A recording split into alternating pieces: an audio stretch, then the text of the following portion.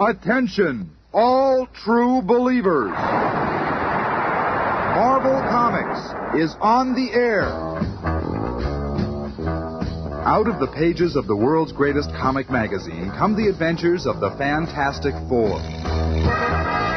This week's story revolves around a menace from the sea, and we'll begin our shanty in just half a moment. Our story this week picks up where we left off last week. The Fantastic Four have returned to their headquarters in the Baxter Building after Johnny Storm, the Human Torch, had defeated the Miracle Man. I'm sure it'll all come back to you as we proceed. Somewhere out there among the teeming millions of New York City, Torch is hiding from us. We've got to find him. But he can stay hidden for all I care. He's nothing but a spoiled teenage brat anyway. How can you talk about my brother that way? He saved us from the Miracle Man, and he may be out there hurt or in trouble. Oh, I'm sure Johnny's all right, Sue. As for you, Ben, it's all your fault that he ran off in the first place. Oh, sure. Everything around here is my fault. It is your fault, Ben. Johnny ran after the Miracle Man single-handedly, and single-handedly he defeated him. And thanks to the torch, the atomic cannon was returned safely to the Army. And everyone was happy about it. Everyone except you. You were jealous of Johnny's achievement, so you picked an argument with him. Your bickering made him leave us. I'm through with you, you big bully. And I'm through with the Fantastic Four. Understand? Through. Well, we're going to find that youngster, and that means you too, Ben. And when I find him, I'll teach him to run out on us like that. Oh, Reed, darling, if he harms my little brother. And so the Fantastic Four, -1, set out in their fantastic car to search the megalopolis.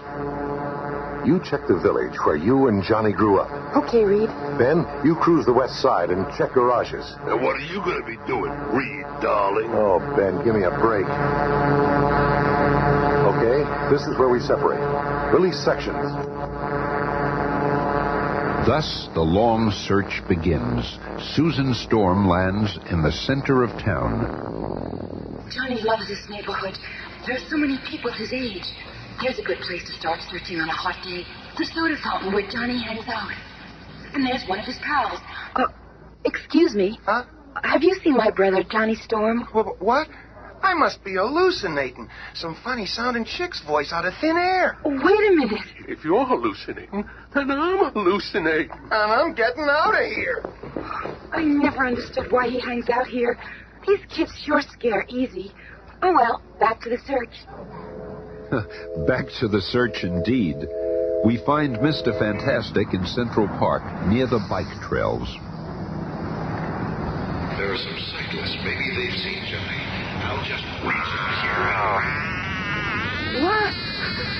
Mr. Fantastic. Hey, I didn't know you were for real. I'm real enough. But tell me quick, have you seen Johnny Storm the Torch? No, man, I haven't. Hey, say, how do you stretch your No time to body chat right now. Sooner or later, I'll find someone who's seen him. But little does Mr. Fantastic know that less than a mile away, in Swanson's garage...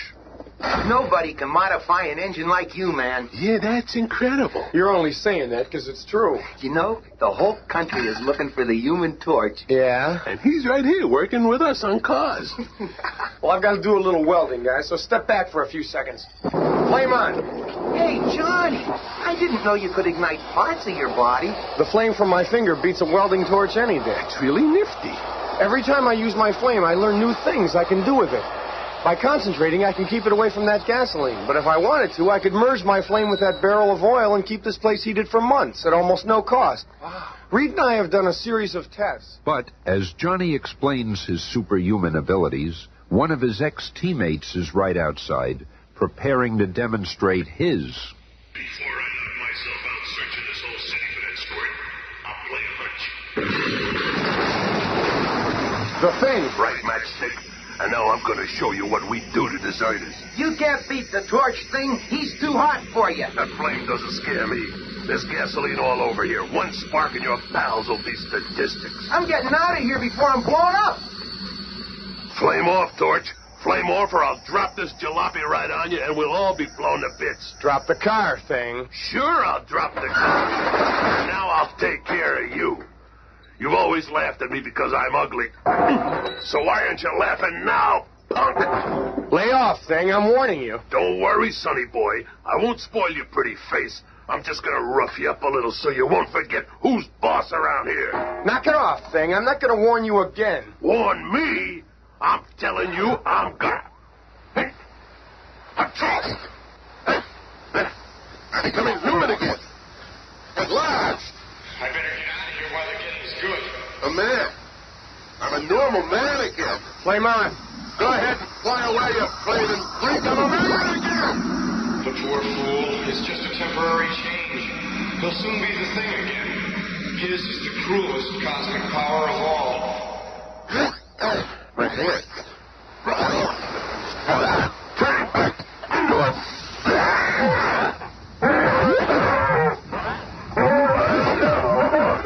And even as Ben Grimm reverts to his cosmically altered form, Johnny Storm reaches his chosen place of seclusion in the Bowery. No one will find me down here. I'll just lose myself among all these human derelicts. I better get off the streets. That flop house over there looks as good as any. 2 bits a night, buddy. In advance. Well, Johnny wanted the anonymity of the Bowery, and for his 2 bits, he shared a room with 15 other men, all similarly inclined. Well, it ain't the Waldorf, but I'll be safe here while I plan my next move. Hey, pal. Could I see that comic book over there? Sure, Mac. Here you go. Submariner. I remember someone talking about him. He was the world's most unusual character. He lived underwater and was as strong as 10 men. I wonder what happened to him. He was supposed to be immortal. You know about Submariner? What? Oh, yeah. You got a bum over here who's as strong as that guy's supposed to be. Yeah? Hey, old man, wake up. Well, you may be. Come on, old man. You got a lieutenant here. Show what you can do. Oh, I want to sleep. Well, leave the old man alone. He's probably tired. Oh, he's never too tired for this. Come on, you mangy bum. Get his phone book in here. Go away, you puny flame. Let's teach him a lesson, boys. Get him. I've been spoiling for a good fight. I said, go away, all of you. I'm tired of showing my strength. I just want to remember who I am, what I am. I've spent so many years here in this fog, my mind's a blank. Look, this guard is down. How's our chance? Yeah, I never like to creep anyway. Hold it. Leave him alone. Can't you see he's sick? He's got amnesia, loss of memory. He doesn't even know who he is. Yeah, but we'll beat it back in him. Wait a second. I've got an easier way. First, let's show him what he really looks like. Let's give him a hot shave. Flame on. Hey, what's that? You've got to be the Human Torch. I can control my torch flame to within a hair's width. Look at his face. It can't be. It is. It's Submariner. At the same moment that Johnny Storm makes his incredible discovery, the other members of the Fantastic Four are continuing their search for him. Have you fellas seen a flaming teenager flying around the city? Holy smokes, I've read about you guys, but I never dreamt that you really existed. We exist, all right. Now, how about it? Have you seen the torch? No. Well, if you do, contact the Fantastic Four. Susan Storm, too, prowls the vast metropolis as the Invisible Girl. I've traveled all the way down to the Bowery, a refuge for lost souls. I can't believe that I'd find Johnny here. Come on, pal. If you are Submariner, I know one thing that will bring back your memory for sure. If you can, I'll be forever in your debt. I'm wasting precious time. I'll continue down and look for Johnny in Chinatown. And once more, destiny dabbles with the fate of humans. Susan Storm, less than 10 feet from her brother, turns and walks away, not seeing the subject of her search. Okay, the coast is clear. Flame on. No, you're a demon. It's okay. You're safe from my flame. We're just going for a little flight test. See? There's the Atlantic Ocean. But you... Easy, pal. I won't drop you. Not yet. If he is Submariner, the sea will bring back his memory. If not, I'll dive in and save him.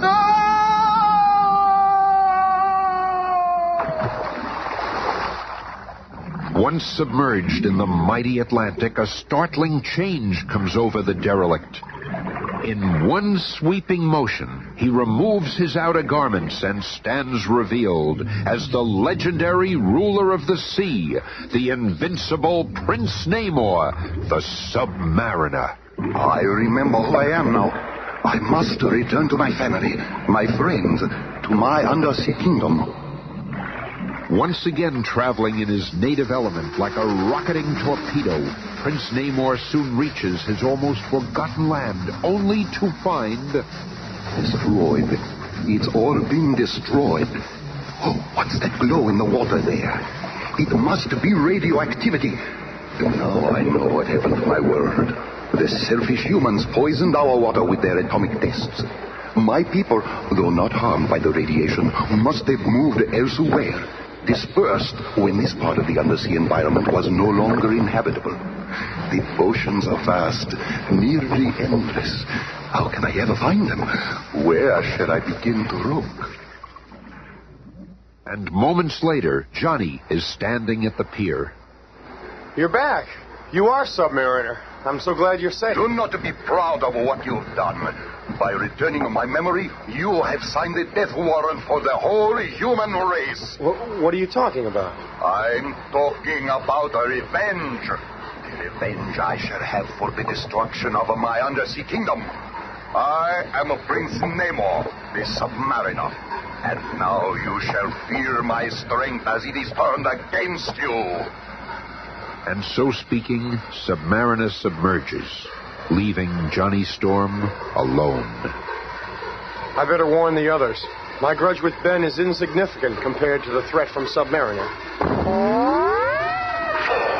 Seconds later, the other three members of the super team see the Fantastic Four emergency flare in the sky. Look, it must be a signal from Johnny. It's coming from the piers by the river. Why can't that rat stay out of trouble? Faster, Reed, faster. He must be in danger. Easy, Sue. We're almost there. There he is. I got eyes. I can see him. What's the idea of shooting off that flare? You're only supposed to use it in emergencies. This is an emergency, you big ape. What'd you call me? Quiet, Ben. What is it, Johnny? Well, we're going to need each other now. Submariner is back, and I just wanted to tell you. Submariner? I thought he died long ago. Well, he's alive, all right, and from what I've seen, he's more dangerous than ever. Bah, who's worried? Nothing human can stand up to the Thing. That's just it, big boy. He ain't human. Prince Namor of the Sea isn't quite human. His race was old when our sun was young, and he knows well the secrets of the deep. I shall unleash a monster upon mankind, the likes of which they have never even dreamed. Ah, there he is, slumbering still, as he has done for ages. The largest living creature in all the world, the deadly Giganto. His slumber can only be interrupted by his trumpet shell, which my ancestors buried here centuries ago. Come, Giganto, it is time. Ah, it's working. I have awakened the monster. Now nothing can stop him. He will follow the trumpet shell wherever it leads. And in the hands of the vengeful Submariner, the trumpet shell leads Giganto to the surface world. Look, Captain, off the port bow. What do you make of that? Oh, madre de Dios. It is huge. And headed right for us, sir. To the lifeboat, men. He's going to earn his ship.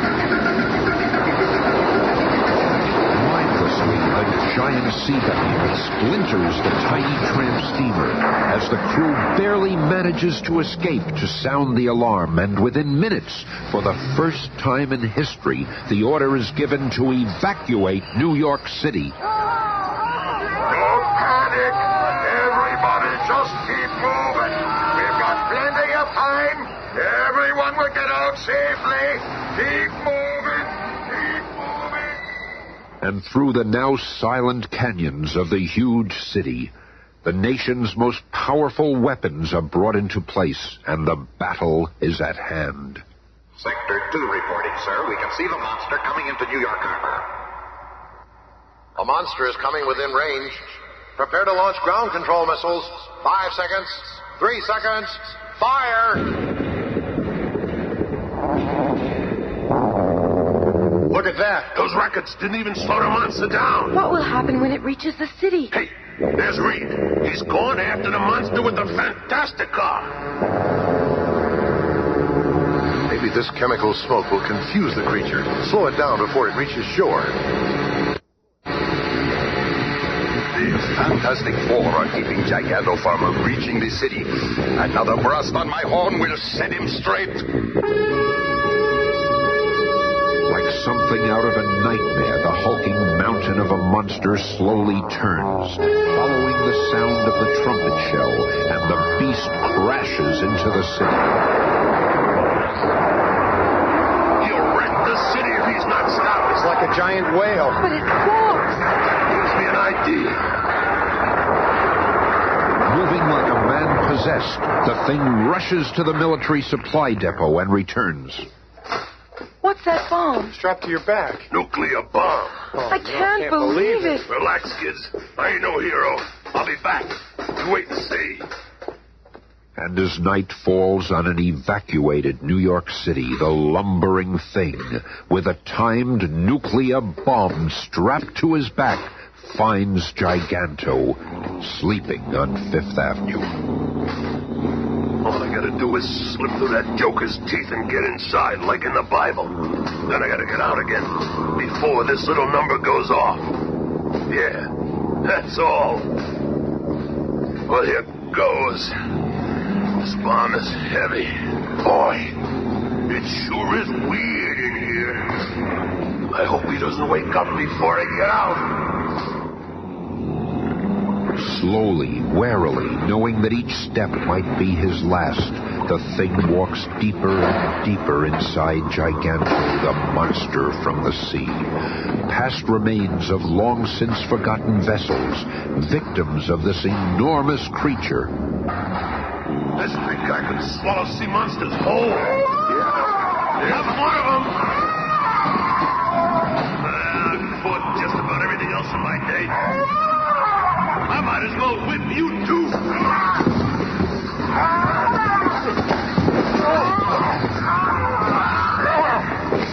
That takes care of that. And this is as good a place as any to put this nuclear firecracker. There. Now I gotta get out of here. This mouth is shut. I'm a goner. Oh, I can see the street. Look at me.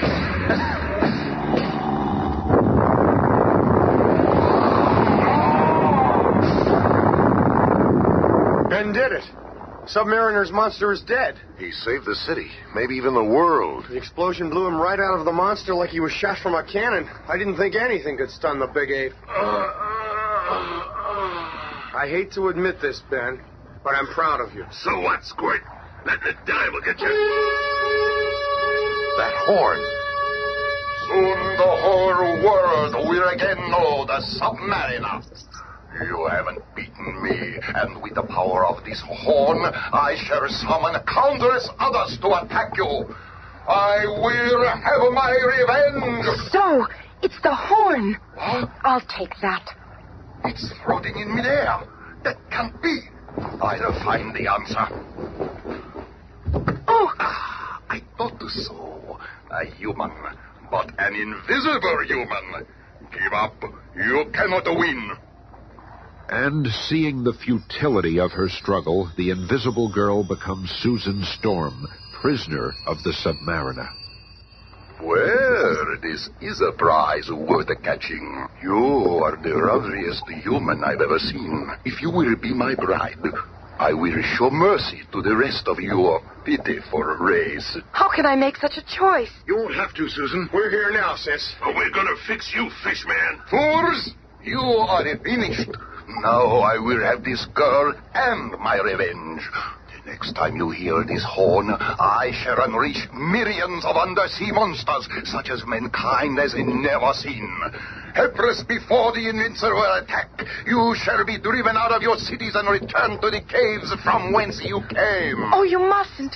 I'll become your bride. You speak as though you are sacrificing yourself. You realize that I offer you the honor of becoming a Princess Namora, bride of a Submariner, Queen of the Sea. This has gone far enough. You're crazy. Let me at him. Lay my hands on that scale-bellied fish. Back, you fool!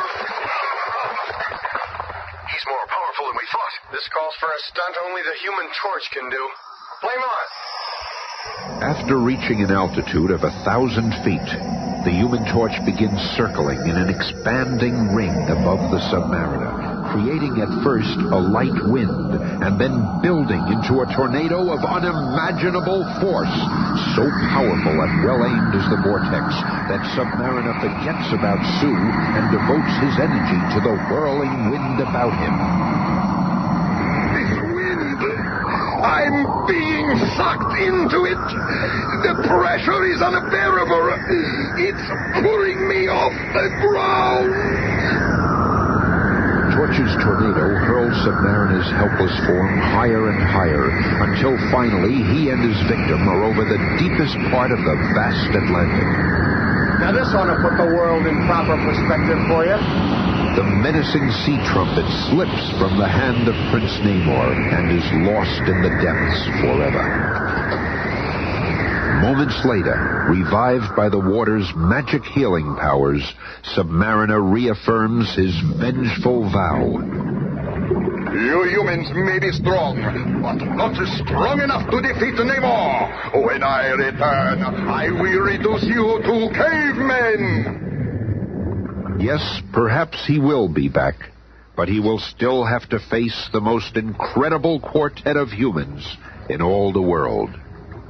I don't think you should have let him return to the sea, Johnny. I got a hunch he's gonna be back, and I can't wait. Let's cross that bridge when we come to it, Ben. When he returns, we'll be waiting. Be with us again on Monday when the Fantastic Four will encounter the diabolical doings of Dr. Doom. The Fantastic Cast is Cynthia Adler, Bob Maxwell, Bill Murray, Jim Pappas, Jerry Terheiden. narrated by Smilin' Stan Lee.